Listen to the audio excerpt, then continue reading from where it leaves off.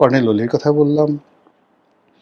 এইভাবে আরো অনেকের মানে ব্যক্তিগত জীবনের অনেক স্মৃতি আছে। আমি যেমন একবার মানে খুবই বিশ্রী একটা অবস্থার মধ্যে পড়ে গেলাম নতুন এমপি হওয়ার পরে। সেটা হলো আমার এলাকাতে ২০০৯ সনে হেলিকপ্টার যাবে। হেলিকপ্টার যাবে। এখন সেই গ্রামের যারা লোকজন, তো পটুয়াখালীতে গলাচিপাতে সিডর হলো। সিডর বা আইলা এরকম কিছু একটা হলো ২০০৯ সনে। এখন প্রচণ্ড আয়লা। তো ঢাকা থেকে জাহাঙ্গীর কবির নানক, তারপরে সেই যাকে বলা হয় খাদ্যমন্ত্রী রাজ্জাক সাহেব, তারা সবাই যাবেন রাঙ্গাবালী, মানে সাবেক মন্ত্রী মাহবুর রহমান সাহেবের এলাকাতে, আর গলাচিপাতে যাবেন না।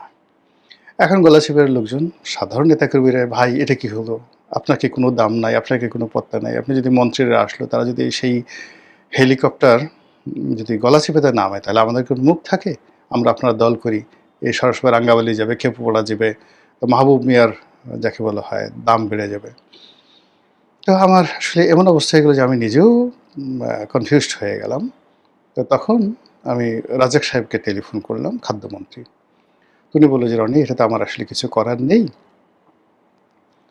এই কারণ হলো যে এই হেলিকপ্টার যায় সিভিল এভিয়েশনের প্রোগ্রাম করা থাকে এবং এটা আর্মির হেলিকপ্টার, ওরা সব কিছুই নিয়ন্ত্রণ ওইভাবে করে দেয়। তা আমি তখন সেই রাত্রি ১০টার দিকে তখন যমুনাতে শেখ হাসিনা থাকেন, সোজা তার কাছে চলে এলাম। দেখি উনি নরমে বসে, অনেক ভিজিটার আছে, আমিও গেলাম। তো হেসে দিলেন, এমপি সাহেব কী খবর? তা বললাম যে আপা এই ঘটনা। তো সে হেসে দিলেন, হেসে দিয়ে বললেন কোনো অসুবিধা নেই, রাজ্জাককে বলো যেভাবে হোক হেলিকপ্টার আগে গলাচিপা যাবে, তারপর অন্য জায়গায় যাবে। এখন খুব ছোট্ট একটা বিষয়, কিন্তু সেভাবে হয়েছিল সেই ঘটনা আর কি। তো রাতে ১০টার সময় আমি আসলাম খুব খুশিতে হয়ে, সেই প্রচণ্ড মানে যাকে বলা হয় ঝড় বৃষ্টির মধ্যে। আমার যে মানসিক অবস্থা, এটা আমি কখনো ভুলতে পারবো না। এনিওয়ে, এইভাবে যারা শেখ হাসিনার কাছের লোক, তারা মনে করেন যে শেখ হাসিনার এরকম কতগুলো অলৌকিক গুণ আছে। শেখ হাসিনা নিজেও মনে করেন, তিনি নিজেও মনে করেন যে তার ভিতরে কতগুলো অলৌকিক ক্ষমতা রয়েছে এবং আল্লাহ রাব্বুল আলামিন তাকে, এই যেমন আপনি দেখেন প্রায় সে বক্তব্য বলে যে আমার তো আসলে গণভবনে মরে যাওয়ার কথা, I was used to die. অথবা তিনি মনে করেন যে ২১ আগস্টে তার উপর যেভাবে গ্রেনেড হামলা হয়েছিল তার মরে যাওয়ার কথা। তারপর চট্টগ্রাম এরশাদ আমলে যেভাবে তার জনসভাতে গুলি চালানো হয়েছিল তার মরে যাওয়ার কথা। এরপরে আওয়ামী লীগ বিএনপির জমানাতে তিনি একবার ট্রেনে করে যাচ্ছিলেন যশোরে, সেখানেও তার উপর গুলি চালানো হয়েছিল, তিনি বেঁচে গেছেন। এরপরে এরশাদ জামানাতে আবার তিনি যখন ৩২ নম্বরে থাকতেন তখন এই আততায়ী পাঠিয়ে সরাসরি ব্রাশ ফায়ার করা হয়েছে, ৩২ নম্বরে ওয়াল টোয়াল সব ছিদ্র করে দেওয়া হয়েছে। তো তিনি মনে করেন যে এই যে বারবার তার উপর যে আক্রমণ হয়েছে, তারপর তিনি বেঁচে আছেন, এর মধ্যে কিছু অলৌকিকত্ব আছে এবং আল্লাহ রাব্বুল আলামিন তাকে দিয়ে কিছু কাজ করাতে চান। আর এই যে ঝক্কি ঝামেলাগুলো আসছে, এতে তার সাহস বাড়ছে, তার শক্তি বাড়ছে এবং তিনি নিজেই একাধিকবার আমাদেরকে বলেছেন যে যখনই একটা বিপদ আসে, বিপত্তি আসে, আমি ভেঙে পড়ি ১ দিন, ২ দিন, ৩ দিন। এরপর যখন আমি জেগে উঠি তখন আমার শক্তিমত্তা দ্বিগুণ, ৩ গুণ, ৪ গুণ হয়ে যায়। উনি বলতেছিলেন ২০০৯ সনে প্রথম যে 9th পার্লামেন্ট হলো, ৯ম পার্লামেন্টের প্রথম বৈঠকে উনি বলতেছিলেন যে আমি যখন জেলে ছিলাম ১১টার সময়, বলে বিশ্বাস করুন আমার মনে হতো আজকে আমার জীবনের শেষ দিন, আমি বোধহয় আর বাঁচব না, নিঃশ্বাস বন্ধ হয়ে যেত, হতাশ ছিলাম এবং বাইরের যে অবস্থা, যে ভীতি ছড়িয়ে পড়েছে, কোনো দিন আওয়ামী লীগ দাঁড়াবে, অর্গানাইজ হবে, এটা আমি কখনো স্বপ্নেও কল্পনা করিনি। কিন্তু আল্লাহর কি মহিমা যে এই যে একটা ব্রুট মেজরিটি নিয়ে আমি এই ২ বছরের মাথায়, ১.৫ বছরের মাথায় আবার ক্ষমতায় এলাম। এ আল্লাহ কি না পারেন, এ আল্লাহ কি না পারেন, এই কথা বলে সবার সামনে তিনি নিজের কপাল থাপড়াতে শুরু করলেন যে আল্লাহ কি না পারেন। কাজেই আমি কিছু কাজ করব, আমি কিছু কাজ করব যেটা আমার মন থেকে আসে। মনে যে কাজগুলো আসে, যে কাজগুলো করা উচিত, আমি কারো দিকে তাকাবো না, কে কি বললো, কে কি সমালোচনা করলো, এটা না, আমার মন থেকে, যেটাকে আমরা বলি এলহাম, আমার মন থেকে যে কাজগুলো আসে ভালো কাজগুলো সেই কাজগুলো আমি করব। যাই হোক, এই হলো শেখ হাসিনার অবস্থা। তো সেই দিক থেকে এখন তিনি দিল্লিতে আছেন এবং দিল্লির মাটিতে বসে তিনি হুমকি দিচ্ছেন যে আমি আমার দল কিভাবে চালাবো, আমার বাংলাদেশে আমি কখন যাব বা না যাব এটা দিল্লির সিদ্ধান্ত নয়, এটা ভারতের সিদ্ধান্ত নয়, এটা আমার সিদ্ধান্ত। দিল্লির মাটিতে বসে কথা বলে এত সোজা নয়।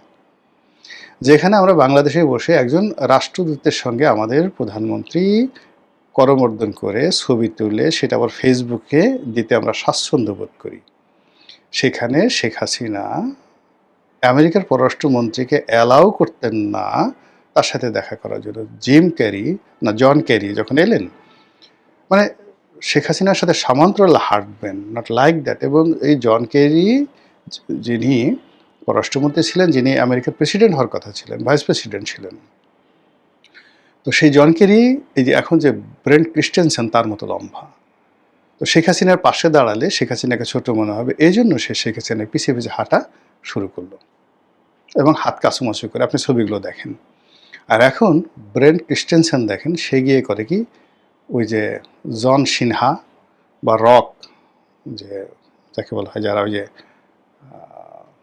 কুস্তি লড়ে, তারা যেভাবে সিনা উঁচু করে প্রতিপক্ষের সামনে যায়, সেইভাবে সিনা উঁচু করে সে সংসদ ভবনে deputy speaker Kaiser Kamal, barrister Kaiser Kamal, পররাষ্ট্রমন্ত্রী খলিলুর রহমান আর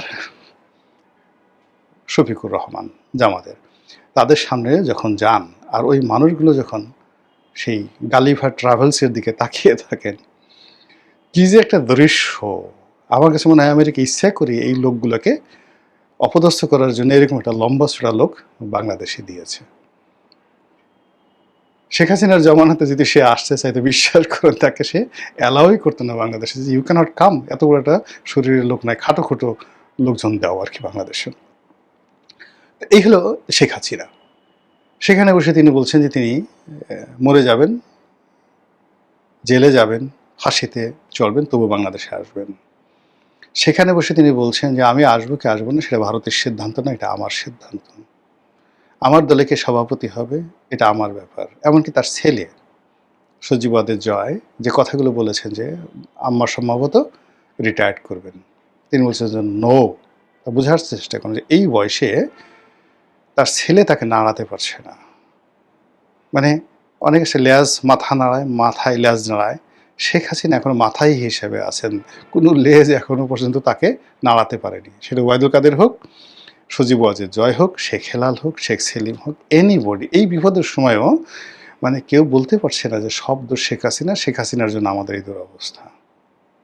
কাজে এই যে সে আছে, আলা হজরত, আল্লাহর ওলি শেখ হাসিনা, নাকি মতিউর রহমান রেন্টুর সেই শেখ হাসিনা, এটা আপনারাই নিজেরা সিদ্ধান্ত নিন। আসসালামু আলাইকুম ওয়া রাহমাতুল্লাহি ওয়া বারাকাতুহু।